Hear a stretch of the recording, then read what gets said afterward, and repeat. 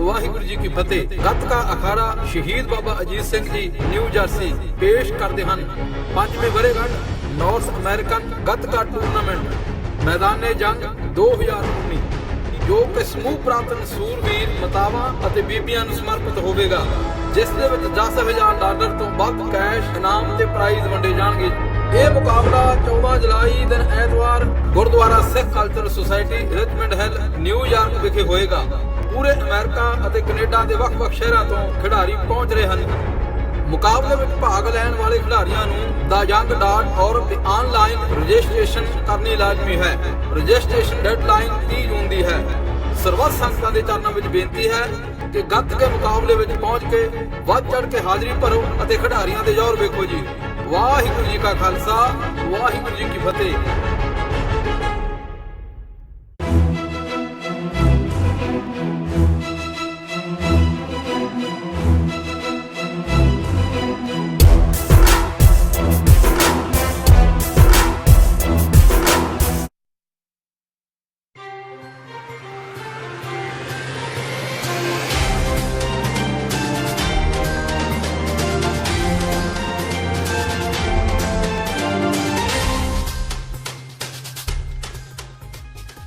ਸਤਿ ਸ਼੍ਰੀ ਅਕਾਲ, ਤੁਸੀਂ ਦੇਖ ਰਹੇ ਹੋ ਟੀਵੀ 84। ਮੈਂ ਮਨਦੀਪ ਕੌਰ ਸੰਧੂ। ਬੁਲੇਟਿਨ ਦੀ ਸ਼ੁਰੂਆਤ ਕਰ ਲੈਂਦੇ ਹਾਂ ਚੋਣਵੀਆਂ ਖਬਰਾਂ ਦੇ ਨਾਲ।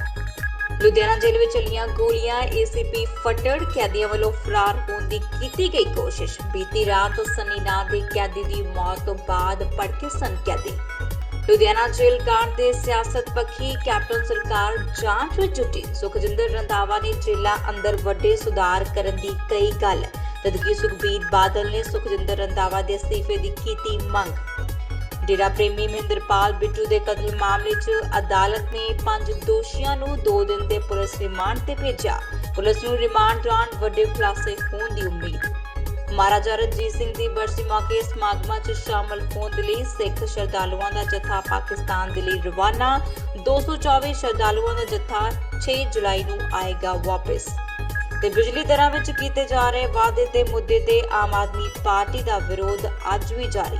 ਕੋਟਪੁਰਾ ਦੇ ਵਿਧਾਇਕ ਕੁਲਤਾਰ ਸਿੰਘ ਸੰਧਵਾ ਨੇ ਬਰਨਾਲਾ ਦੀ ਡੀਸੀ ਰਾਹੀਂ ਮੁੱਖ ਮੰਤਰੀ ਨੂੰ ਸੌਂਪਿਆ ਮੰਗ ਪੱਤਰ। ਤੇ ਹੁਣ ਖਬਰਾਂ ਵਿਸਥਾਰ ਦੇ ਨਾਲ। ਅੱਜ ਦੁਪਹਿਰ ਸਮੇਂ ਤਾਜਪੁਰ ਰੋਡ ਤੇ ਸਥਿਤ ਲੁਧਿਆਣਾ ਜੇਲ੍ਹ ਦੇ ਵਿੱਚ ਦਹਿਸ਼ਤ ਦਾ ਮਾਹੌਲ ਬਣ ਗਿਆ ਜਦੋਂ ਕੈਦੀ ਆਪਸ ਵਿੱਚ ਭਿੜ ਗਏ। ਝਗੜੇ ਵਿੱਚ 2 ਦਰਜਨ ਤੋਂ ਵੱਧ ਕੈਦੀ ਜ਼ਖਮੀ ਹੋ ਗਏ। ਪੁਲਿਸ ਨੇ ਹਾਲਾਤ ਕਾਬੂ ਕਰ ਲਈ ਹਵਾਈ ਫਾਇਰ ਕੀਤੇ। ਘਟਨਾ ਵਿੱਚ ਇੱਕ ਕੈਦੀ ਦੀ ਮੌਤ ਦੀ ਵੀ ਖਬਰ ਸਾਹਮਣੇ ਆਈ ਹੈ, ਪਰ ਹਾਲੇ ਤੱਕ ਇਸ ਦੀ ਅਧਿਕਾਰਿਕ ਤੌਰ ਤੇ ਕੋਈ ਪੁਸ਼ਟੀ ਨਹੀਂ ਕੀਤੀ ਗਈ। ਹੰਗਾਮੇ ਦਾ ਲਾਹਾ ਲੈਂਦਿਆਂ ਕਈ ਕੈਦੀਆਂ ਨੇ ਭੱਜਣ ਦੀ ਕੋਸ਼ਿਸ਼ ਵੀ ਕੀਤੀ। ਭੱਜੇ ਕੈਦੀਆਂ ਨੂੰ ਬਾਅਦ ਵਿੱਚ ਫੜਨ ਦੀ ਖਬਰ ਹੈ। ਇਸ ਝੜਪ ਦੇ ਦੌਰਾਨ ਲੁਧਿਆਣਾ ਦੇ ਏਸੀਪੀ ਸੰਦੀਪ ਪੰਡੇਰਾ ਦੇ ਜ਼ਖਮੀ ਹੋਣ ਦੀ ਵੀ ਖਬਰ ਸਾਹਮਣੇ ਆਈ ਹੈ। ਡਿਪਟੀ ਕਮਿਸ਼ਨਰ ਪ੍ਰਦੀਪ ਕੁਮਾਰ ਅਗਰਵਾਲ ਦੀ ਮੌਕੇ ਤੇ ਪਹੁੰਚੇ ਨੇ ਤੇ ਉਹਨਾਂ ਨੇ ਕਿਹਾ ਕਿ ਵੱਡੀ ਗਿਣਤੀ ਵਿੱਚ ਪੁਲਿਸ ਬਲ ਤਾਇਨਾਤ ਕੀਤਾ ਗਿਆ ਹੈ। ਜੇਲ੍ਹ 'ਚ ਸਾਇਰਨ ਵੀ ਵਾਰ-ਵਾਰ ਵਜਾਇਆ ਗਿਆ ਤੇ ਇਸ ਦੇ ਨਾਲ ਹੀ ਹਾਲਾਤ ਕਾਬੂ ਕੀਤੇ ਜਾ ਰਹੇ ਨੇ। ਦੱਸਣਯੋਗ ਹੈ ਕਿ ਲੁਧਿਆਣਾ ਦੀ ਸੈਂਟਰਲ ਜੇਲ੍ਹ 'ਚ ਸੰਨੀ ਨਾਂ ਦੇ ਕੈਦੀ ਦੀ ਬੀਤੀ ਰਾਤ ਮੌਤ ਹੋ ਗਈ ਸੀ। ਉਸ ਦੀ ਮੌਤ ਤੋਂ ਬਾਅਦ ਭੜਕੇ ਕੈਦੀਆਂ ਦੀ ਅੱਜ ਆਪਸ ਵਿੱਚ ਜੇਲ੍ਹ 'ਚ ਖੂਨੀ ਝੜਪ ਹੋ ਗਈ ਅਤੇ ਉਸਨੇ ਪੁਲਿਸ ਤੇ ਹਮਲਾ ਵੀ ਕੀਤਾ। ਇਸ ਘਟਨਾ 'ਚ ਜਿੱਥੇ ਕਈ ਕੈਦੀ ਜ਼ਖਮੀ ਹੋਏ ਨੇ, ਉੱਥੇ ਹੀ ਕਈ ਕੈਦੀਆਂ ਨੇ ਜੇਲ੍ਹ 'ਚੋਂ ਫਰਾਰ ਹੋਣ ਦੀ ਕੋਸ਼ਿਸ਼ ਕੀਤੀ ਹੈ। ਪੁਲਿਸ ਅਤੇ ਜੇਲ੍ਹ ਪ੍ਰਸ਼ਾਸਨ ਵੱਲੋਂ ਕੈਦੀਆਂ ਨੂੰ ਛੁਡਵਾਉਣ ਦੇ ਲਈ ਹਵਾ 'ਚ ਕਈ ਫਾਇਰ ਵੀ ਕੀਤੇ ਗਏ। ਖੂਨੀ ਝੜਪ ਤੋਂ ਬਾਅਦ ਮਾਹੌਲ ਕਾਫੀ ਤਣਾਅਪੂਰਨ ਹੁੰਦੇ ਦੇਖਦੇ ਹੋਏ ਸੈਂਟਰਲ ਜੇਲ੍ਹ 'ਚ ਵੱਡੀ ਗਿਣਤੀ 'ਚ ਪੁਲਿਸ ਦੀ ਤਾਇਨਾਤੀ ਕੀਤੀ ਗਈ ਹੈ। ਹੋ ਗਏ ਬੰਦੇ ਆ ਗਏ ਹਜੂਮ ਚ ਇਕੱਠੇ ਹੋ ਗਏ ਆ ਗਏ ਉਹ ਹੋਰ ਕਿੰਨੇ ਜ਼ਖਮੀ ਹੋਏ ਅੰਦਰ ਬੰਦੇ 5 ਮੁਲਾਜ਼ਮ 5-6 ਮੁਲਾਜ਼ਮ ਸਾਡੇ ਉਸ ਸਮੇਂ ਅੰਦਰ ਮਾਹੌਲ ਕੀ ਸੀਗਾ ਜੀ? ਕੀ ਕਾਰਨ ਹੋਇਆ ਤੁਹਾਨੂੰ ਦੱਸਿਆ? ਕਾਰਨ ਕੀ ਹੋਇਆ? ਕਾਰਨ ਸਰ ਅਸੀਂ ਤਾਂ ਹੌਲਦਾਰ ਸਾਨੂੰ ਉਹਨੂੰ ਪੈ ਗੱਲ ਪੈ ਕੇ ਉਹਨੂੰ ਬਚਾਉਣ ਜਾ ਰਿਹਾ ਸੀ ਪਿੱਛੇ ਮੱਖਣ ਸਿੰਘ ਹੌਲਦਾਰ। ਰਿਵਾਲਵਰ ਵੀ ਪਿਸਤੌਲਾਂ ਵੀ ਖੋਈਆਂ ਗਈਆਂ ਕੈਦੀਆਂ ਵੱਲੋਂ ਜੀ, ਜਿਹੜੇ ਹਮਲੇ ਹੋਏ ਜੀ ਆਗ ਵੀ ਲਗਾਈ ਗਈ ਆ। ਅੱਗਾਂ ਲਗਾਈਆਂ ਉਹਨਾਂ ਨੇ ਸਰ ਕਿਤੇ ਗੱਡੀ ਹੁਣ ਸਥਿਤੀ ਕਿਹੋ ਜਿਹੀ ਹੈ? ਹਾਲਾਤ ਕੀ ਆ? ਅਸੀਂ ਸਾਰੇ ਬੰਦੇ अंदर बंद करके हैं। जेल स्टाफ जो है उसकी हेल्प के साथ उस सिचुएशन को जो है अंडर कंट्रोल कर लिया गया है और अभी सारे के सारे जो कैदी हैं उनको उनके बैरिक्स में वापस भेज दिया गया है। अब उसके बाद जो बाकी असेसमेंट है, डैमेज वगैरह है, उसकी रिपोर्ट जो है वो आने के बाद आपके साथ शेयर की जाएगी। पुलिस मुलाजिम जख्मी है, पहले तो ये बात है। देखिए ऐसा है कि तकरीबन जो हमारे पास अभी इंफॉर्मेशन है, तकरीबन 5 हमारे पास कैदी हैं जिनके बारे में जख्मी होने की सूचना मिली है, जिनको कि सिविल हॉस्पिटल भेज दिया गया है एम्बुलेंसेस में। इसके अलावा एक डिस्ट्रिक्ट जेल के अपने डीएसपी साहब और करीब 4 मुलाजिम हमारे पंजाब पुलिस के, डिस्ट्रिक्ट पुलिस के, वो इंजर्ड हैं, उनको भी इलाज के लिए भेज दिया है। किसकी हुई है, कौन से कैदी की हुई है? डेथ कल जिसकी डेथ हुई थी उसका नाम अभी मुझे नहीं पता है। वी विल मुठभेड़ में तो अभी फट्टड़ होने दी हमारे पास, मतलब हाँ अंदर एक्चुअली जो मैस होती है हमारी, खाना पीना जहाँ पे बनाया जाता है, उसको यूज़ करने की कैदियों की तरफ से कोशिश की गई थी, उसमें आग वगैरह भी लगाई गई थी। तो तकरीबन सारे के सारे सिलेंडर जो हैं वो रिकवर कर लिए हैं।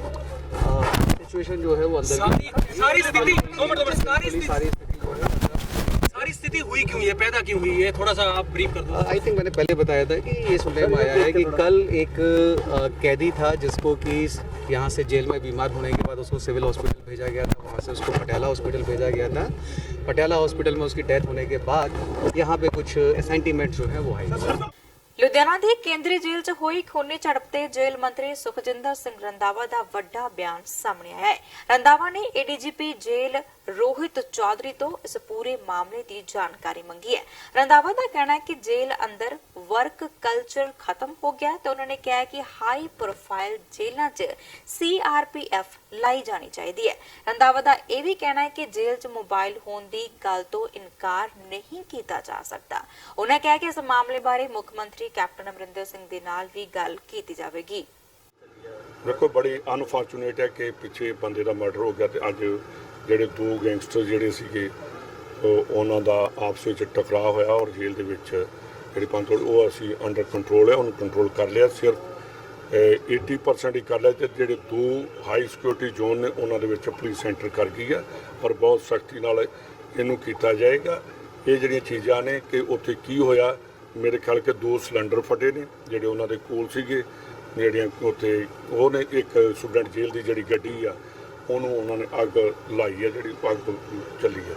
ਇਹ ਜਿਹੜੀਆਂ ਚੀਜ਼ਾਂ ਨੇ ਇਹਦੇ ਵਿੱਚ ਮੈਂ ਪਹਿਲਾਂ ਵੀ ਕਹਿੰਦਾ ਰਿਹਾ ਕਿ ਅੱਜ ਵੀ ਤੁਸੀਂ ਪੇਪਰ 'ਚ ਪੜ੍ਹਿਆ ਹੋਣਾ ਕਿ ਜਿਹੜੀ ਸਾਨੂੰ CRPF ਆਈ ਆ ਔਰ ਅਸੀਂ ਜਿਹੜੀ ਹਾਈ ਜਿਹਨੂੰ ਆਪਾਂ ਕਹਿੰਦੇ ਹਾਂ ਹਾਈ ਪ੍ਰੋਫਾਈਲ ਜੇਲ੍ਸ ਨੇ ਜਿਵੇਂ ਪਟਿਆਲਾ, ਅੰਮ੍ਰਿਤਸਰ, ਲੁਧਿਆਣਾ, ਬਠਿੰਡਾ, ਫਰੀਦਕੋਟ, ਇਹਨਾਂ ਜੇਲ੍ਹਾਂ ਲਈ ਗਵਰਨਮੈਂਟ ਆਫ ਇੰਡੀਆ ਨੂੰ ਕਈ ਵਾਰ ਲਿਖਿਆ ਕਿ ਸਾਨੂੰ ਜਿੱਥੇ ਪੰਜਾਬ ਪੁਲਿਸ ਆ ਉੱਥੇ ਨਾਲ CRPF ਵੀ ਚਾਹੀਦੇ। ਇਹ ਜੇਲ੍ਹ ਜਿਹੜੀ ਆ ਜਿਹੜੀ ਅਪਰੂਵ ਹੋਈ ਹੈ 24 ਕਰੋੜ ਰੁਪਏ ਜਿਹੜਾ ਪੰਜਾਬ ਗਵਰਨਮੈਂਟ ਨੇ ਅਪਰੂਵਲ ਦਿੱਤੇ ਉਹਦੇ 'ਚ ਵੀ ਆਉਂਦੀ ਹੈ।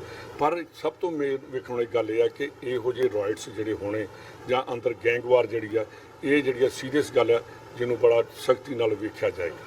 ਇਹਦਾ ਹੱਲ ਇਹੀ ਆ ਕਿ ਬੈਠਾਂਗੇ CM ਸਾਹਿਬ ਨਾਲ ਵੀ ਗੱਲ ਕਰਾਂਗੇ। ਪਹਿਲਾਂ ਵੀ ਸਾਡੀਆਂ ਗੱਲਾਂ ਚੱਲਦੀਆਂ ਰਹੀਆਂ ਨੇ ਕਿ ਜਿਹੜੀ ਸਿਕਿਉਰਿਟੀ ਔਰ ਇੰਟੈਲੀਜੈਂਸ ਜਿਹੜੀਆਂ ਨੇ ਤੇ ਪੰਜਾਬ ਪੁਲਿਸ ਇੰਟੈਲੀਜੈਂਸ ਦੀ ਜਿਹੜੀ ਅੰਦਰ ਹੋਣਾ ਉਹਦਾ ਜ਼ਿਆਦਾ ਜ਼ਰੂਰੀ ਹੈ ਕਿਉਂਕਿ ਇੰਟੈਲੀਜੈਂਸ ਵਾਲੇ ਅੰਦਰੋਂ ਜਾ ਕੇ ਇਹ ਦੇਖਣ ਕਿ ਇੱਥੇ ਇੰਟੈਲੀਜੈਂਸ ਜਿਹੜੀ ਹੈ ਪਰਮਾਨੈਂਟਲੀ ਉਹਨਾਂ ਦੀ ਅੰਦਰ ਡਿਪਲੋਇਮੈਂਟ ਹੋਣੀ ਚਾਹੀਦੀ ਹੈ ਤਾਂ ਕਿ ਕੈਦੀਆਂ ਦੇ ਵਿੱਚੋਂ ਰਹਿ ਕੇ ਉਹਨਾਂ ਦਾ ਬਿਹੇਵੀਅਰ ਉਹਨਾਂ ਦੇ ਸਕਣ।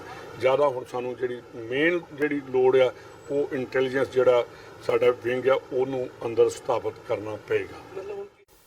ਉਧਰ ਇਸੇ ਹੀ ਮਾਮਲੇ ਤੇ ਪੰਜਾਬ ਦੇ ਸਾਬਕਾ ਉਪ ਮੁੱਖ ਮੰਤਰੀ ਤੇ ਸ਼੍ਰੋਮਣੀ ਅਕਾਲੀ ਦਲ ਦੇ ਪ੍ਰਧਾਨ ਸੁਖਬੀਰ ਸਿੰਘ ਬਾਦਲ ਨੇ ਜੇਲ੍ਹ ਮੰਤਰੀ ਸੁਖਜਿੰਦਰ ਸਿੰਘ ਰੰਧਾਵਾ ਨੂੰ ਮੰਤਰੀ ਮੰਡਲ ਚੋਂ ਬਾਹਰ ਕਰਨ ਦੀ ਮੰਗ ਕੀਤੀ ਹੈ। ਉਹਨਾਂ ਨੇ ਟਵਿੱਟਰ ਤੇ ਪੜਾਸ ਕਰਦੇ ਹੋਏ ਕਿਹਾ ਕਿ ਲੁਧਿਆਣਾ ਜੇਲ੍ਹ 'ਚ ਹੋਈ ਹਿੰਸਾ ਪੰਜਾਬ 'ਚ ਫੈਲੇ ਜੰਗਲ ਰਾਜ ਦੀ ਇੱਕ ਪ੍ਰਤੱਖ ਉਦਾਹਰਨ ਸਾਬਤ ਹੁੰਦੀ ਹੈ। ਉਹਨਾਂ ਕਿਹਾ ਕਿ ਸੂਬੇ ਦੇ ਅੰਦਰ ਅਮਨ ਕਾਨੂੰਨ ਪੂਰੀ ਤਰ੍ਹਾਂ ਅਲੋਪ ਹੋ ਚੁੱਕਾ ਹੈ। ਅੱਗੇ ਲਿਖਦੇ ਹੋਏ ਉਹਨਾਂ ਨੇ ਇਹ ਵੀ ਕਿਹਾ ਕਿ ਜੇਲ੍ਹ ਮੰਤਰੀ ਸੁਖਜਿੰਦਰ ਸਿੰਘ ਰੰਧਾਵਾ ਨੂੰ ਤੁਰੰਤ ਮੰਤਰੀ ਮੰਡਲ ਚੋਂ ਬਾਹਰ ਦਾ ਰਾਸਤਾ ਦਿਖਾ ਦੇਣਾ ਚਾਹੀਦਾ ਹੈ। ਉਹਨਾਂ ਮੰਗ ਕੀਤੀ ਕਿ ਸਾਰੇ ਮਾਮਲੇ ਦੀ ਜਾਂਚ ਹਾਈ ਕੋਰਟ ਦੇ ਮੌਜੂਦਾ ਜੱਜ ਤੋਂ ਕਰਵਾਈ ਜਾਵੇ। ਡੇਰਾ ਪ੍ਰੇਮੀ ਮਹਿੰਦਰਪਾਲ ਬਿੱਟੂ ਦੇ ਕਤਲ ਮਾਮਲੇ 'ਚ ਪਟਿਆਲਾ ਪੁਲਿਸ ਵੱਲੋਂ ਗ੍ਰਿਫਤਾਰ ਕੀਤੇ ਗਏ 5 ਮੁਲਜ਼ਮਾਂ ਨੂੰ CIA ਸਟਾਫ ਪਟਿਆਲਾ ਦੀ ਪੁਲਿਸ ਨੇ ਅੱਜ ਸਵੇਰੇ ਅਦਾਲਤ ਵਿੱਚ ਪੇਸ਼ ਕੀਤਾ। ਅਦਾਲਤ ਨੇ 5 ਦੋਸ਼ੀਆਂ ਨੂੰ 2 ਦਿਨ ਦੇ ਪੁਲਿਸ ਰਿਮਾਂਡ ਤੇ ਭੇਜ ਦਿੱਤਾ ਹੈ।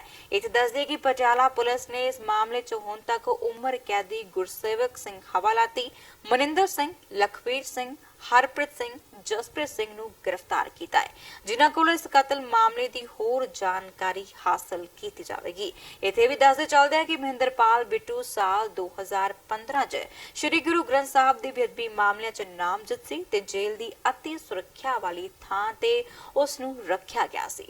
ਬਿੱਟੂ ਡੇਰਾ ਸਿਰਸਾ ਦਾ ਤਾਕਤਵਰ ਵਿਅਕਤੀ ਸੀ ਤੇ ਡੇਰੇ ਦੀ 45 ਮੈਂਬਰੀ ਕਮੇਟੀ ਦਾ ਮੈਂਬਰ ਵੀ ਸੀ। ਡੇਰਾ ਸਿਰਸਾ ਦੇ ਮੁਖੀ ਗੁਰਮੀਤ ਰਾਮ ਰਹੀਮ ਨੂੰ ਬਲਾਤਕਾਰ ਦਾ ਦੋਸ਼ੀ ਐਲਾਨੇ ਜਾਣ ਸਮੇਂ ਪੰਚਕੂਲਾ 'ਚ ਹੋਈ ਹਿੰਸਾ 'ਚ ਵੀ ਬਿੱਟੂ ਦਾ ਨਾਮ ਸ਼ਾਮਲ ਸੀ।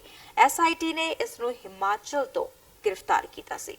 ਉਹ ਜਿਹੜੇ ਪਰਿਵਾਰ ਜਿਹੜੇ ਆਏ ਨੇ, ਜਿਹੜੇ ਉਹਨਾਂ ਨੂੰ ਮਿਲਣਾ ਚਾਹੁੰਦੇ ਸੀ, ਜਿਨ੍ਹਾਂ ਨੂੰ 5 ਦਿਨ ਦਾ ਬੱਚਿਆਂ ਨੂੰ ਪਤਾ ਨਹੀਂ ਕਿੱਥੇ ਨੇ, ਘਰਦਿਆਂ ਨੂੰ ਬਿਨਾਂ ਦੱਸੇ ਸਾਦੇ ਕੱਪੜੇ ਚੱਕ ਲਿਆਂਦੇ, ਉਹਨਾਂ ਘੱਟੋ ਘੱਟ ਮਿਲਣ ਦਾ ਹੱਕ ਤਾਂ ਹੈ ਉਹਨਾਂ ਦਾ।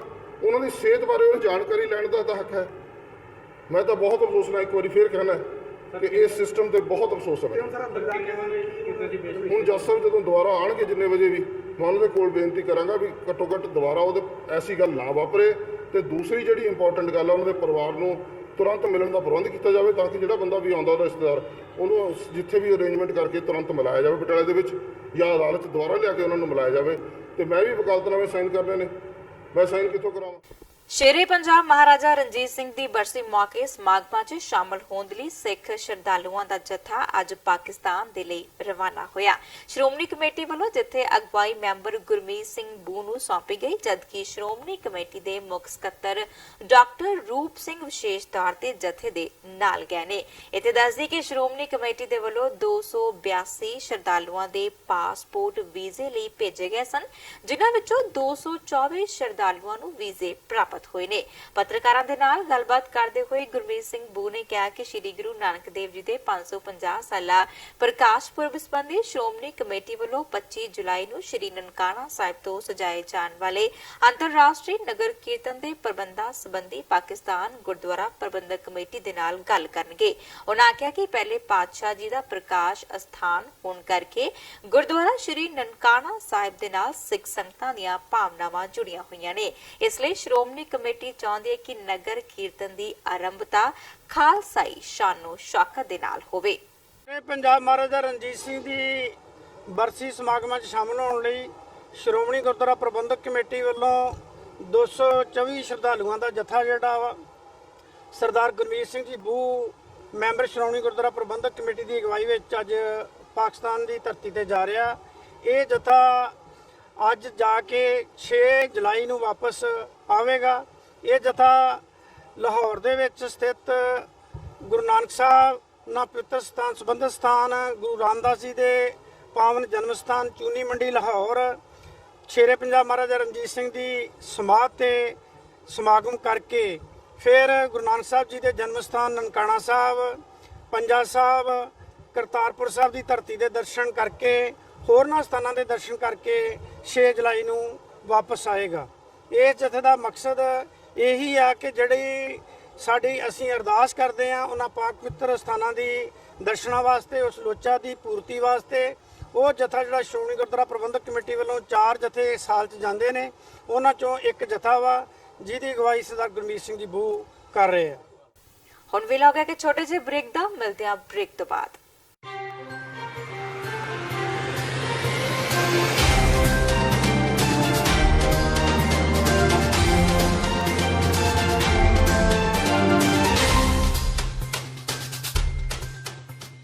ਵਾਹਿਗੁਰੂ ਜੀ ਕਾ ਖਾਲਸਾ, ਵਾਹਿਗੁਰੂ ਜੀ ਕੀ ਫਤਿਹ। ਗੱਤਕਾ ਅਖਾੜਾ ਸ਼ਹੀਦ ਬਾਬਾ ਅਜੀਤ ਸਿੰਘ ਜੀ ਨਿਊ ਜਰਸੀ ਪੇਸ਼ ਕਰਦੇ ਹਨ 5ਵੀਂ ਵਰ੍ਹੇਗੰਢ ਨਾਰਥ ਅਮਰੀਕਨ ਗੱਤਕਾ ਟੂਰਨਾਮੈਂਟ ਮੈਦਾਨੇ ਜੰਗ 2019, ਜੋ ਕਿ ਸਮੂਹ ਪ੍ਰਾਪਤ ਸੂਰਵੀਰ ਮਾਤਾਵਾਂ ਅਤੇ ਬੀਬੀਆਂ ਨੂੰ ਸਮਰਪਿਤ ਹੋਵੇਗਾ, ਜਿਸ ਦੇ ਵਿੱਚ $10,000 ਤੋਂ ਵੱਧ ਕੈਸ਼ ਇਨਾਮ ਤੇ ਪ੍ਰਾਈਜ਼ ਵੰਡੇ ਜਾਣਗੇ। ਇਹ ਮੁਕਾਬਲਾ 14 ਜੁਲਾਈ ਦਿਨ ਐਤਵਾਰ Gurdwara Sikh cultural society Richmond Hill New York ਵਿਖੇ ਹੋਏਗਾ। ਪੂਰੇ ਅਮਰੀਕਾ ਅਤੇ ਕੈਨੇਡਾ ਦੇ ਵੱਖ-ਵੱਖ ਸ਼ਹਿਰਾਂ ਤੋਂ ਖਿਡਾਰੀ ਪਹੁੰਚ ਰਹੇ ਹਨ। ਮੁਕਾਬਲੇ ਵਿੱਚ ਭਾਗ ਲੈਣ ਵਾਲੇ ਖਿਡਾਰੀਆਂ ਨੂੰ theyoung.org ਤੇ ਆਨਲਾਈਨ ਰਜਿਸਟ੍ਰੇਸ਼ਨ ਕਰਨੀ ਲਾਜ਼ਮੀ ਹੈ। ਰਜਿਸਟ੍ਰੇਸ਼ਨ ਡੈਡਲਾਈਨ 30 ਜੂਨ ਦੀ ਹੈ। ਸਰਬੱਤ ਸੰਗਤਾਂ ਦੇ ਚਰਨਾਂ ਵਿੱਚ ਬੇਨਤੀ ਹੈ ਕਿ ਗੱਤਕੇ ਮੁਕਾਬਲੇ ਵਿੱਚ ਪਹੁੰਚ ਕੇ ਵੱਧ ਚੜ੍ਹ ਕੇ ਹਾਜ਼ਰੀ ਭਰੋ ਅਤੇ ਖਿਡਾਰੀਆਂ ਦੇ ਜ਼ੋਰ ਵੇਖੋ ਜੀ। ਵਾਹਿਗੁਰੂ ਜੀ ਕਾ ਖਾਲਸਾ, ਵਾਹਿਗੁਰੂ ਜੀ ਕੀ ਫਤਿਹ।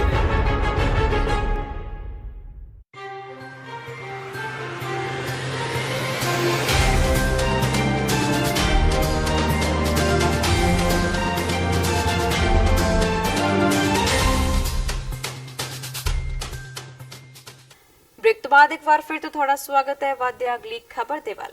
ਪੰਜਾਬ ਦੇ ਅੰਦਰ ਬਿਜਲੀ ਦਰਾਂ 'ਚ ਲਗਾਤਾਰ ਹੋ ਰਹੇ ਵਾਧੇ ਦੇ ਵਿਰੋਧ ਵਜੋਂ ਅੱਜ ਆਮ ਆਦਮੀ ਪਾਰਟੀ ਦੇ ਅਹੁਦੇਦਾਰਾਂ ਨੇ ਪੰਜਾਬ ਦੇ ਮੁੱਖ ਮੰਤਰੀ ਕੈਪਟਨ ਅਮਰਿੰਦਰ ਸਿੰਘ ਨੂੰ ਮੰਗ ਪੱਤਰ ਭੇਜ ਕੇ ਜਿੱਥੇ ਕਾਂਗਰਸ ਵੱਲੋਂ ਬਿਜਲੀ ਰੇਟਾਂ ਦੇ ਨਾਲ ਸੰਬੰਧਿਤ ਕੀਤੇ ਗਏ ਚੋਣ ਵਾਅਦਿਆਂ ਨੂੰ ਯਾਦ ਕਰਵਾਇਆ ਹੈ, ਉਸ ਦੇ ਨਾਲ ਹੀ ਆਮ ਆਦਮੀ ਪਾਰਟੀ ਨੇ ਦਿੱਲੀ ਦੇ ਵਿੱਚ ਬਿਜਲੀ ਦੀਆਂ ਦਰਾਂ ਦੇ ਨਾਲ ਪੰਜਾਬ ਦੇ ਰੇਟਾਂ ਦੀ ਤੁਲਨਾ ਕਰਦੇ ਹੋਏ ਮੁੱਖ ਮੰਤਰੀ ਕੋਲੋਂ ਮੰਗ ਕੀਤੀ ਹੈ ਕਿ ਚੋਣ ਵਾਅਦਿਆਂ ਤੋਂ ਮੁਕਰਨ ਦੀ ਬਜਾਏ ਦਿੱਲੀ ਸਰਕਾਰ ਤੋਂ ਸੇਧ ਲੈ ਕੇ ਆਪਣੇ ਵਾਅਦਿਆਂ ਨੂੰ ਪੂਰਾ ਕਰਨ।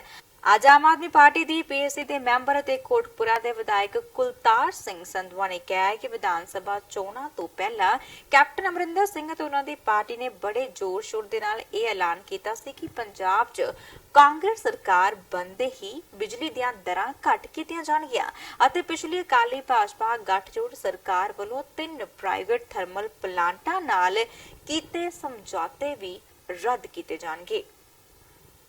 ਅੰਮ੍ਰਿਤਸਰ ਦੇ ਜਹਾਜ਼ਗੜ੍ਹ ਇਲਾਕੇ 'ਚ ਅਚਾਨਕ ਅੱਗ ਲੱਗਣ ਦੇ ਕਾਰਨ ਇੱਕ ਪ੍ਰਵਾਸੀ ਮਜ਼ਦੂਰਾਂ ਦੀਆਂ ਝੁੱਗੀਆਂ ਸੜ ਕੇ ਸੁਆਹ ਹੋ ਗਈਆਂ। ਅੱਗ ਇੰਨੀ ਭਿਆਨਕ ਸੀ ਕਿ ਵੇਖਦੇ ਸਾਰੀਆਂ ਝੁੱਗੀਆਂ ਸੜ ਕੇ ਸੁਆਹ ਹੋ ਗਈਆਂ। ਹਾਲਾਂਕਿ ਅੱਗ ਲੱਗਣ ਦੇ ਕਾਰਨਾਂ ਦਾ ਪਤਾ ਤਾਂ ਨਹੀਂ ਲੱਗ ਸਕਿਆ, ਪਰ ਇਸ ਅੱਗ ਨੇ ਸੈਂਕੜੇ ਗਰੀਬਾਂ ਨੂੰ ਬੇਘਰ ਜ਼ਰੂਰ ਕਰ ਦਿੱਤਾ ਹੈ, ਜਿਨ੍ਹਾਂ ਦਾ ਰੋ ਕੇ ਬੁਰਾ ਹਾਲ ਹੈ। ਉਧਰ ਘਟਨਾ ਦਾ ਪਤਾ ਲੱਗਦੇ ਹੀ ਪ੍ਰਸ਼ਾਸਨਿਕ ਅਧਿਕਾਰੀ ਤੇ ਪੁਲਿਸ ਮੌਕੇ ਤੇ ਪਹੁੰਚ ਗਈ ਅਤੇ ਆਸ-ਪਾਸ ਤੋਂ ਪਹੁੰਚੀਆਂ ਫਾਇਰ ਬ੍ਰਿਗੇਡ ਦੀਆਂ ਕਰੀਬ 1.5 ਦਰਜਨ ਗੱਡੀਆਂ ਨੇ ਅੱਗ ਤੇ ਕਾਬੂ ਪਾਇਆ। ਚੰਗੀ ਗੱਲ ਇਹ ਰਹੀ ਕਿ ਇਸ ਹਾਦਸੇ 'ਚ ਕੋਈ ਵੀ ਜਾਨੀ ਨੁਕਸਾਨ ਨਹੀਂ ਹੋਇਆ ਤੇ ਸਮਾਂ ਰਹਿੰਦੇ ਹੀ ਅੱਗ ਤੇ ਕਾਬੂ ਪਾ ਲਿਆ ਗਿਆ। ਇਸ ਦੇ ਨਾਲ ਇਹ ਵੀ ਦੱਸਦੇ ਚੱਲਦੇ ਹਾਂ ਕਿ ਅੱਗ ਲੱਗਣ ਦੇ ਕਾਰਨ ਇੱਥੇ ਪੈਟਰੋਲ ਪੰਪ ਦਾ ਵੀ ਬਚਾਅ ਹੋ ਗਿਆ, ਨਹੀਂ ਤਾਂ ਵੱਡਾ ਹਾਦਸਾ ਵਾਪਰ ਸਕਦਾ ਸੀ। ये अपने आप लगी आग में। वो तो बोल रहा है किसी ने लगाई आग, बीड़ी पी रहा था। ये ना हमने देखे नहीं, इतने साल से यहाँ रह रहे, कभी आग नहीं लगी। कितनी देर से यहाँ पर रह रहे हो? यहाँ कम से कम हम लोग को हो गया 12-13 साल हो गए हम लोग यहाँ पर। कितने घर है यहाँ पे? यहाँ 500 चुकी है। परिवार कितने हैं? परिवार सबके किसी का 4 है, किसी का 5 है, किसी का 10 है। कितने परिवार टोटल रहते हैं यहाँ पर? टोटल परिवार जोड़ के हमने बताया, झुग्गी बताए आपको। छोटे-छोटे बच्चे बड़ी मुश्किल छोटे क्या मांग करना चाहते हैं? देखिए हमारे तो कोई घर नहीं है, घर हम लोग को चाहिए। हम लोग यही है, रोजगार आदमी है, मेहनती आदमी है हम लोग। ਕੁਛ ਦੇਰ ਪਹਿਲਾਂ ਸਾਨੂੰ ਇਤਲਾਹ ਮਿਲੀ ਸੀ ਕਿ ਚਮੰਗ ਰੋਡ ਤੇ ਝੁੱਗੀਆਂ ਨੂੰ ਅੱਗ ਲੱਗੀ ਆ। ਅਸੀਂ ਮੌਕੇ ਤੇ 2 ਗੱਡੀਆਂ ਢਾਬਸੀ ਰਾਮ ਦੀਆਂ ਤੇ 3 ਗੱਡੀਆਂ ਮੌਕੇ ਤੇ ਨਗਰ ਨਿਗਮ ਦੀਆਂ ਇੱਥੇ ਪਹੁੰਚੀਆਂ, ਜਿਨ੍ਹਾਂ ਨੇ ਆਂਦੇ ਹੀ ਅੱਗ ਬੁਝਾਉਣੀ ਸ਼ੁਰੂ ਕਰ ਦਿੱਤੀ ਆ।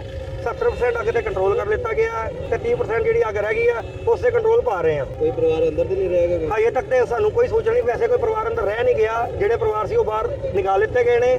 ਬਾਕੀ ਜਿਹੜੇ ਹਜੇ ਕੁਝ ਨਹੀਂ ਪਤਾ ਕਿ ਕਿੰਨੇ ਪਰਿਵਾਰ ਇੱਥੇ ਰਹਿੰਦੇ ਸੀ ਜਾਂ ਅੱਗ ਕਿਸ ਤਰ੍ਹਾਂ ਲੱਗੀ ਹੈ, ਇਸ ਬਾਰੇ ਸਾਨੂੰ ਅਜੇ ਕੋਈ ਜਾਣਕਾਰੀ ਨਹੀਂ ਮਿਲੀ। ਨਸ਼ਾ ਦੀ ਰੋਕਥਾਮ ਲਈ ਬਣੀ ਐਸਟੀਐਫ ਨੇ ਇੱਕ ਪੁਲਿਸ ਮੁਲਾਜ਼ਮ ਨੂੰ ਵੱਡੀ ਮਾਤਰਾ ਵਿੱਚ ਅਫੀਮ ਤੇ ਅਸਲੇ ਸਮੇਤ ਕਾਬੂ ਕੀਤਾ ਹੈ।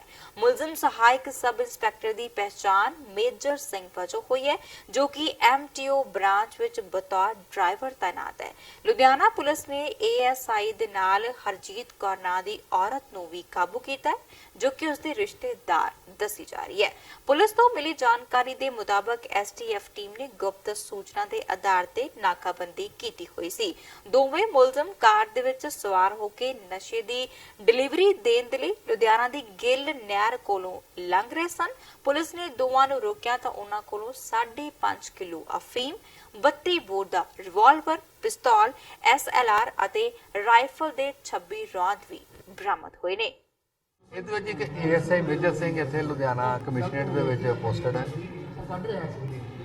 ਉਸ ਦੇ ਕੋਲੋਂ ਇਨਫੋਰਮੇਸ਼ਨ ਸੀ ਕਿ ਵੀ ਇਹ ਨਸ਼ੇ ਦਾ ਵਪਾਰ ਕਰਦਾ ਹੈ ਔਰ ਅਫੀਮ ਜਿਹੜੀ ਵੇਚਦਾ ਹੈ, ਜਿਸ ਦੇ ਉੱਪਰ ਕਾਰਵਾਈ ਕਰਦੇ ਹੋਇਆ ਸਾਡੀ ਐਸਟੀਐਫ ਲੁਧਿਆਣਾ ਟੀਮ ਨੇ ਇਸ ਨੂੰ ਅਰੈਸਟ ਕੀਤਾ। ਇਹਦੇ ਨਾਲ ਇੱਕ ਔਰਤ ਗ੍ਰਿਫਤਾਰ ਕੀਤੀ ਜਿਹੜੀ ਇਹਦੇ ਨਾਲ ਰਲ ਕੇ ਕੰਮ ਕਰਦੀ ਸੀਗੀ ਔਰ ਇਹਨਾਂ ਕੋਲੋਂ 5.5 ਕਿਲੋ ਅਫੀਮ ਬਰਾਮਦ ਹੋਈ ਹੈ। ਇੱਕ ਰਿਵਾਲਵਰ ਬਰਾਮਦ ਹੋਇਆ ਜਿਹਦਾ ਲਾਇਸੈਂਸ ਪੇਸ਼ ਨਹੀਂ ਕਰ ਸਕਿਆ ਔਰ ਕੁਝ ਰਾਉਂਡ ਜਿਹੜੇ ਨੇ 32 ਬੋਰ 7.62 ਬੋਰ ਦੇ ਮਿਲੇ ਨੇ। ਇਹ ਜੋ ਪਤਾ ਲੱਗਾ ਮੁੱਢਲੀ ਤਫਤੀਸ਼ ਤੋਂ ਪਿਛਲੇ 15 ਸਾਲ ਤੋਂ ਇਹ ਇਸ ਧੰਦੇ ਵਿੱਚ ਲੱਗਾ ਹੋਇਆ ਹੈ ਔਰ ਇਸ ਨੇ ਕਾਫੀ ਪ੍ਰਾਪਰਟੀ ਵੀ ਬਣਾਈ ਹੋਈ ਹੈ। ਅਜੇ ਤੱਕ ਸਾਡੀ ਨਜ਼ਰ ਜਿਵੇਂ 3 ਪ੍ਰਾਪਰਟੀਜ਼ ਦੀਆਂ ਆਈਆਂ ਨੇ ਜਿਹੜੀਆਂ ਨੇ ਇਸੇ ਧੰਦੇ 'ਚ ਹੀ ਬਣਾਈਆਂ ਹੋਈਆਂ ਨੇ। ਡਿਫਰੈਂਟ ਬੈਂਕ ਅਕਾਊਂਟਸ ਵੀ ਸਾਡੇ ਸਾਹਮਣੇ ਆਏ ਨੇ। ਅਸੀਂ ਉਹਨਾਂ ਤੇ ਵੀ ਅਸੀਂ ਜੋ ਸਾਡੀਆਂ ਪ੍ਰੋਵੀਜ਼ਨਸ ਨੇ ਉਹਦੇ ਮੁਤਾਬਕ ਕਾਰਵਾਈ ਕਰ ਰਹੇ ਹਾਂ ਔਰ ਜਿਹੜੀ ਵੀ property proceeds of this crime ਹੋਣਗੀਆਂ NDPS ਦੇ ਵਿੱਚ ਜਿਹੜੀਆਂ ਸਾਡੀਆਂ ਧਾਰਾਵਾਂ ਹੁੰਦੀਆਂ ਉਹਦੇ ਤਹਿਤ ਅਸੀਂ ਉਸ ਤੇ ਵੀ ਕਾਰਵਾਈ ਕਰਾਂਗੇ। ये बेसिकली जो मेजर सिंह है ये मोगा डिस्ट्रिक्ट का रहने वाला है और प्रेजेंटली यहाँ पे हमड़ा रोड पे रह रहा था और इसका घर एक शिमलापुरी में भी है, हमड़ा रोड पे भी है, एक GNE कॉलेज के पास भी बना रहा है। ਦੁਬਈ 'ਚ ਭੇਦਭਰੇ ਹਾਲਾਤਾਂ 'ਚ ਮ੍ਰਿਤਕ ਪਾਏ ਗਏ ਪੰਜਾਬੀ ਨੌਜਵਾਨ ਦੀ ਲਾਸ਼ ਅੱਜ ਭਾਰਤ ਪਹੁੰਚੀ ਹੈ। ਮ੍ਰਿਤਕ ਦੇਹ ਨੂੰ ਪ੍ਰਾਪਤ ਕਰਨ ਦੇ ਲਈ ਉਸਦੇ ਪਰਿਵਾਰਕ ਮੈਂਬਰ ਸ਼੍ਰੀ ਗੁਰੂ ਰਾਮਦਾਸ ਅੰਤਰਰਾਸ਼ਟਰੀ ਹਵਾਈ ਅੱਡੇ ਤੇ ਪਹੁੰਚੇ। ਇੱਥੇ ਦੱਸਦੇ ਕਿ 47 ਸਾਲਾ ਮ੍ਰਿਤਕ ਸੁਰਜੀਤ ਕੁਮਾਰ ਹੁਸ਼ਿਆਰਪੁਰ ਜ਼ਿਲ੍ਹੇ ਦਾ ਰਹਿਣ ਵਾਲਾ ਸੀ। ਸੁਰਜੀਤ ਕੁਮਾਰ ਬੀਤੀ 15 ਮਈ ਨੂੰ ਦੁਬਈ 'ਚ ਅਚਾਨਕ ਲਾਪਤਾ ਹੋ ਗਿਆ ਸੀ ਤੇ 21 ਮਈ ਨੂੰ ਉਸ ਦੀ ਲਾਸ਼ ਬਹੁਤ ਬੁਰੇ ਹਾਲਾਤਾਂ 'ਚ ਰੇਤ ਦੇ ਟਿੱਬਿਆਂ 'ਚੋਂ ਮਿਲੀ ਸੀ। ਜਦਕਿ ਖਬਰ ਉਸਦੇ ਘਰ ਵਾਲਿਆਂ ਤੱਕ ਪੁੱਜੀ ਤਾਂ ਘਰ ਵਾਲੇ ਪੁੱਤਰ ਦੀ ਲਾਸ਼ ਭਾਰਤ ਲਿਆਉਣ ਦੀ ਹਰ ਸੰਭਵ ਕੋਸ਼ਿਸ਼ ਕਰਦੇ ਰਹੇ, ਪਰ ਬੇਵਸੀ ਤੇ ਨਿਰਾਸ਼ਾ ਹੱਥ ਲੱਗਣ ਮਗਰੋਂ ਉਹਨਾਂ ਸਰਬੱਤ ਦਾ ਭਲਾ ਚੈਰੀਟੇਬਲ ਟਰਸਟ ਤੱਕ ਪਹੁੰਚ ਕੀਤੀ ਅਤੇ ਉਹਨਾਂ ਉੱਗੇ ਸਮਾਜ ਸੇਵੀ ਡਾਕਟਰ ਓਬਰਾਏ ਦੀ ਮਦਦ ਨਾਲ ਕਾਗਜ਼ੀ ਕਾਰਵਾਈ ਮੁਕੰਮਲ ਕਰਨ ਤੋਂ ਬਾਅਦ ਮ੍ਰਿਤਕ ਦੇ ਭਾਰਤ ਲਿਆਉਣ 'ਚ ਕਾਮਯਾਬੀ ਹਾਸਲ ਕਰ ਲਈ ਹੈ। ਇੱਥੇ ਦੱਸਦੇ ਕਿ ਮ੍ਰਿਤਕ ਦੇ ਬਹੁਤ ਖਰਾਬ ਹਾਲਾਤਾਂ 'ਚ ਹੋਣ ਕਰਕੇ ਪਰਿਵਾਰਕ ਮੈਂਬਰ ਸ਼ਾਇਦ ਉਸ ਦਾ ਚਿਹਰਾ ਵੀ ਨਹੀਂ ਦੇਖ ਪਾਉਣਗੇ। ਅੱਜ ਅਸੀਂ ਇੱਥੇ ਡੈੱਡ ਬੋਡੀ ਰਿਸੀਵ ਕਰਨ ਆਏ ਹਾਂ ਜਿਹੜੇ ਹੁਸ਼ਿਆਰਪੁਰ ਦੇ ਸੁਰਜੀਤ ਕੁਮਾਰ ਸਨ 47 ਸਾਲ ਦੇ। ਉਹਨਾਂ ਦੀ ਭੇਦ ਭਰੇ ਹਾਲਾਤਾਂ 'ਚ ਉੱਥੇ 15 ਤਰੀਕ ਨੂੰ ਉੱਥੋਂ ਜਿਹੜੇ ਸਾਨੂੰ ਲਾਪਤਾ ਹੋ ਗਏ ਸਨ। 21 ਤਰੀਕ ਨੂੰ ਉਹਨਾਂ ਦੀ ਟਿੱਬਿਆਂ ਦੇ ਵਿੱਚ ਗਲੀ ਸੜੀ ਜਿਹੜੀ ਡੈੱਡ ਬੋਡੀ ਜਿਹੜੀ ਉਹ ਪ੍ਰਾਪਤ ਹੋਈ ਆ। ਇੱਧਰ ਦੇ ਪਰਿਵਾਰ ਨੂੰ ਜਦੋਂ ਪਤਾ ਲੱਗਾ ਤੇ ਉਹਨਾਂ ਨੇ ਫਿਰ ਡਾਕਟਰ SP ਸਿੰਘ ਓਬਰਾਇਸ ਨਾਲ ਜਿਹੜਾ ਕੰਟੈਕਟ ਕੀਤਾ ਦੁਬਈ ਦੇ ਵਿੱਚ ਤੇ ਉਹਨਾਂ ਦੇ ਯਤਨਾਂ ਦੇ ਨਾਲ ਫਿਰ ਜਿਹੜੀ ਅੱਜ ਡੈੱਡ ਬੋਡੀ ਜਿਹੜੀ ਉਹ ਅੱਜ ਅੰਮ੍ਰਿਤਸਰ ਕੀ ਰਿਹਾ ਸਰ ਉੱਥੇ ਕਾਰਨ ਜਿਹੜੇ ਸਾਨੂੰ ਬੜੇ ਭੇਦ ਭਰੇ ਹਾਲਾਤਾਂ 'ਚ ਹੀ ਮਿਲੀ ਹੈ ਔਰ ਬੜੀ ਬੁਰੀ ਹਾਲਤ ਦੇ ਵਿੱਚ ਉਹ ਡੈੱਡ ਬੋਡੀ ਸੀਗੀ ਔਰ ਇਹਦੇ ਕਾਰਨ ਅਜੇ ਤੱਕ ਸਪਸ਼ਟ ਨਹੀਂ ਹੋ ਸਕੇ ਕਿ ਕਿਹੜੇ ਕਾਰਨਾਂ 'ਚ ਉਹਨਾਂ ਦੀ ਡੈਥ ਹੋਈ ਹੈ। ਔਰ ਬੜੀ ਇੱਕ ਵੱਡੀ ਗੱਲ ਹੈ ਕਿ ਅਸੀਂ ਜਿਹੜੇ ਹੁਣ ਸਰਬੱਤ ਦਾ ਭਲਾ ਚੈਰੀਟੇਬਲ ਟਰਸਟ ਵੱਲੋਂ 120 ਜਿਹੜੀਆਂ ਨੌਜਵਾਨ ਲੜਕੇ ਲੜਕੀਆਂ ਦੀਆਂ ਜਿਹੜੀਆਂ ਮ੍ਰਿਤਕ ਦੀਆਂ ਬੋਡੀ ਭੇਜੀ ਜਾ ਰਹੀ ਹੈ ਜੀ ਅੱਜ ਡਾਕਟਰ SP ਸਿੰਘ ਓਬਰਾਏ ਉਹਨਾਂ ਵੱਲੋਂ ਜਿਹੜੀ ਉਹਨਾਂ ਦੇ ਯਤਨਾਂ ਨਾਲ ਜਿਹੜੀ ਹੈ ਉੱਥੋਂ ਸਾਰੀ ਕਾਗਜ਼ੀ ਕਾਰਵਾਈ ਜਿੰਨੀ ਵੀ ਆ ਕਰਕੇ ਉਹ ਅੱਜ ਡੈੱਡ ਬੋਡੀ ਜਿਹੜੀ ਉਹ ਅੰਮ੍ਰਿਤਸਰ ਪਹੁੰਚੀ ਹੈ। ਪੰਜਾਬ 'ਚ ਝੋਨੇ ਦੇ ਸੀਜ਼ਨ ਨੂੰ ਮੁੱਖ ਰੱਖਦਿਆਂ ਪਾਵਰਕਾਮ ਦੇ ਵੱਲੋਂ ਪੂਰੀ ਤਿਆਰੀ ਹੋਣ ਦੇ ਦਾਅਵੇ ਕੀਤੇ ਗਏ ਸਨ। ਪਰ ਇਹਨਾਂ ਦਾਅਵਿਆਂ ਦੀ ਫੂਕ ਉਦੋਂ ਨਿਕਲੀ ਜਦੋਂ ਜ਼ਿਲ੍ਹਾ ਫਿਰੋਜ਼ਪੁਰ 'ਚ ਪਿਛਲੇ 3 ਦਿਨਾਂ ਤੋਂ ਬਿਜਲੀ ਸਪਲਾਈ ਨਾ ਮਿਲਣ ਕਰਕੇ ਰੋਸ ਵਜੋਂ ਕਿਸਾਨਾਂ ਵੱਲੋਂ ਮੁਕਤਸਰ ਫਿਰੋਜ਼ਪੁਰ ਹਾਈਵੇ ਜਾਮ ਕੀਤਾ ਗਿਆ। ਮਸਲੇ ਦਾ ਹੱਲ ਨਾ ਨਿਕਲਦਾ ਦੇਖ ਅਤੇ ਕਿਸੇ ਪ੍ਰਸ਼ਾਸਨਿਕ ਅਧਿਕਾਰੀ ਵੱਲੋਂ ਸੁਣਵਾਈ ਲਈ ਨਾ ਆਉਣ ਤੇ ਗੁੱਸੇ ਵਿੱਚ ਆਏ ਲੋਕਾਂ ਨੇ ਪਿੰਡ ਝੋਕ ਹਰੀਹਰ ਦੇ ਬਿਜਲੀ ਘਰਾਂ ਨੂੰ ਘੇਰਾ ਪਾ ਲਿਆ। ਲੋਕਾਂ ਦੇ ਵਧੇ ਗੁੱਸੇ ਨੂੰ ਦੇਖਦੇ ਹੋਏ ਮੌਕੇ ਤੇ ਪਹੁੰਚੇ ਐਕਸੀਅਨ ਵੱਲੋਂ ਬਕਾਇਆ ਬਿਜਲੀ ਦੇਣ ਅਤੇ ਫਾਲਟ ਨੂੰ ਸੁਧਾਰਨ ਦੇ ਭਰੋਸੇ ਮਗਰੋਂ ਕਿਸਾਨਾਂ ਨੇ ਧਰਨਾ ਖਤਮ ਕੀਤਾ। ਜਿਹੜਾ ਇਹ ਕਿਸਾਨਾਂ ਨੇ ਧਰਨਾ ਲਾਇਆ ਪਿੰਡ ਗੁਲਾਮ ਪੱਤਰਾ ਮੋਰੇਵਾਲਾ ਚੂੜ ਖਿਲਚੀਆਂ ਤੇ ਇਹਨਾਂ ਫੀਡਰਾਂ ਦੇ ਵਿੱਚ ਬੜੀ ਵੱਡੀ ਸਮੱਸਿਆ ਪਿਛਲੇ 3 ਦਿਨਾਂ ਤੋਂ ਲਾਈਟ ਨਹੀਂ ਆਈ। ਤਾਂ ਇੱਥੇ ਜਦੋਂ ਲਾਈਟ ਦੇ ਸੰਬੰਧੀ ਜਿਹੜੇ ਸੰਬੰਧਿਤ ਅਧਿਕਾਰੀ ਨੇ ਲਾਈਨਮੈਨ ਜਾਂ ਜੇਈ ਨਾਲ ਜੋ ਸਾਡੇ ਕਿਸਾਨ ਗੱਲ ਕਰਦੇ ਨੇ ਤਾਂ ਇੱਥੋਂ ਦਾ ਸੁਖਦੇਵ ਸਿੰਘ ਜੇਈ ਉਹਨਾਂ ਨੂੰ ਕਹਿੰਦਾ ਵੀ ਅਸੀਂ ਕੁਝ ਨਹੀਂ ਕਰਨਾ, ਸਾਡੇ ਹੱਥ ਖੜੇ ਜਾਓ ਜੋ ਮਰਜ਼ੀ ਕਰ ਲਓ। ਤਾਂ ਸਾਡੇ ਕਿਸਾਨ ਅੱਕ ਕੇ ਵਿਚਾਰੇ ਉਹ ਦੁਬਾਰਾ ਜਦੋਂ ਕੰਮ ਲਈ ਕਹਿੰਦਾ 5 ਵਜੇ ਤੋਂ ਬਾਅਦ ਮੈਂ ਕੰਮ ਨਹੀਂ ਕਰਨਾ।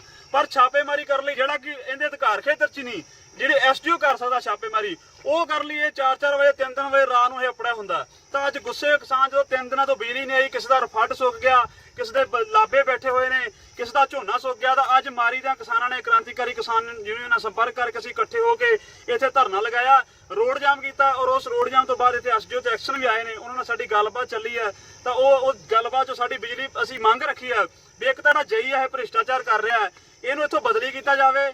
ਸਾਡੀ ਜਿਹੜੀ ਜਿੰਨੀ ਵੀ ਰਹਿੰਦੀ ਬਿਜਲੀ ਆ ਟੋਟਲ ਹੁਣੇ ਚਾਲੂ ਕਰਕੇ ਲਗਾਤਾਰ ਚਲਾਈ ਜਾਵੇ ਤੇ ਅੱਗੇ ਨੂੰ ਜਿਹੜੀ ਸਾਡੀ 8 ਘੰਟੇ ਬਿਜਲੀ ਉਹ ਲਗਾਤਾਰ ਚਲਾਈ ਜਾਵੇ ਤਾਂ ਕਿ ਸਾਡੇ ਕਿਸਾਨਾਂ ਨੂੰ ਕੋਈ ਦਿੱਕਤ ਨਾ ਆਵੇ। ਤੁਹਾਨੂੰ ਲੱਗਦਾ ਕਿ ਕੱਲ ਇਹਨਾਂ ਦੇ ਨਾ ਫਾਲਟ ਪੈ ਗਿਆ ਜਦੋਂ ਸ਼ਡਿਊਲ ਸੀਗਾ ਇਹਨਾਂ ਦਾ ਬਿਜਲੀ ਦਾ 8 ਘੰਟੇ ਉਹ ਫਾਲਟ ਬਰੀਕੀ ਪੈ ਗਿਆ, ਬਰੀਕੀ ਦੇ ਵਿੱਚ ਥੋੜਾ ਟਾਈਮ ਲੱਗ ਗਿਆ। ਉਸ ਤੋਂ ਬਾਅਦ ਕੀ ਹੋਇਆ ਕਿ ਉਹ ਸ਼ਾਮ ਨੂੰ ਹਨੇਰੀ ਤੂਫਾਨ ਆ ਗਿਆ ਤੇ ਹਨੇਰੀ ਤੂਫਾਨ ਦੇ ਵਿੱਚ ਉਹ ਪ੍ਰੋਬਲਮ ਤਾਂ ਆਉਂਦੀ ਅੱਗੇ ਵੀ ਆਉਂਦੀ ਆ ਸਾਲ ਤੇ ਉਹ ਅਸੀਂ ਇਹਨਾਂ ਨੂੰ ਵਿਸ਼ਵਾਸ ਦਵਾਇਆ ਵੀ ਉਹ ਫਾਲਟ ਨਿਕਲ ਗਿਆ ਜਦੋਂ ਨਾਲ ਹੀ ਤੁਹਾਨੂੰ ਜਿਹੜੀ ਬਕਾਇਆ ਬਿਜਲੀ ਦੇ ਦਾਂਗੇ ਔਰ ਉਹਨਾਂ ਦੀ ਇਹਦੇ ਨਾਲ ਤਸੱਲੀ ਹੋ ਗਈ।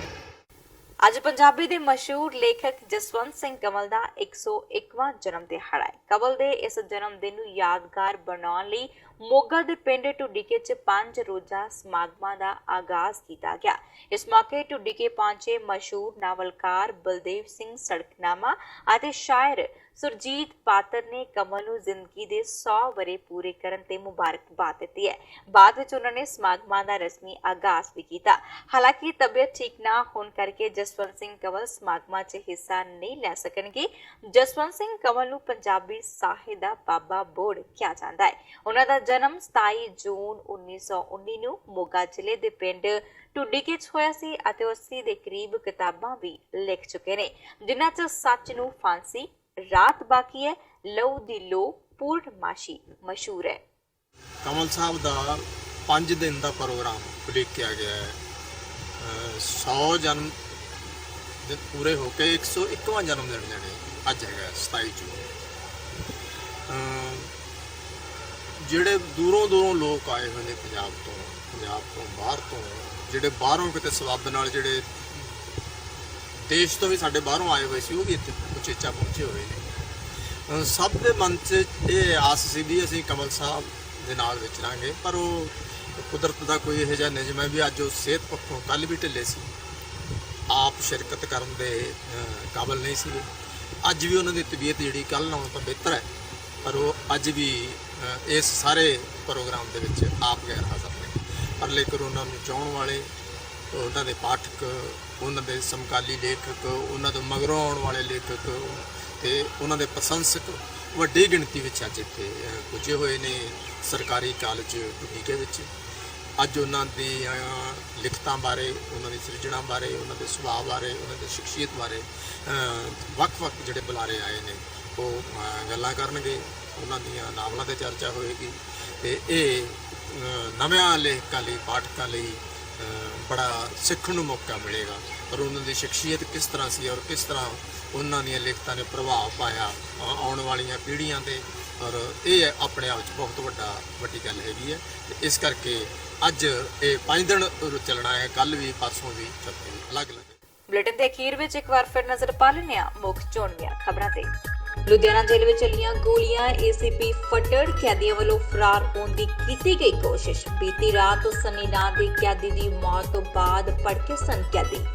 ਲੁਧਿਆਣਾ ਜੇਲ੍ਹ ਕਾਂਡ ਦੇ ਸਿਆਸਤ ਪੱਖੀ ਕੈਪਟਨ ਸਰਕਾਰ ਜਾਂਚ ਵਿੱਚ ਜੁਟੀ। ਸੁਖਜਿੰਦਰ ਰੰਧਾਵਾ ਨੇ ਜੇਲ੍ਹਾਂ ਅੰਦਰ ਵੱਡੇ ਸੁਧਾਰ ਕਰਨ ਦੀ ਕਹੀ ਗੱਲ, ਜਦਕਿ ਸੁਖਬੀਰ ਬਾਦਲ ਨੇ ਸੁਖਜਿੰਦਰ ਰੰਧਾਵਾ ਦੇ ਅਸਤੀਫੇ ਦੀ ਕੀਤੀ ਮੰਗ।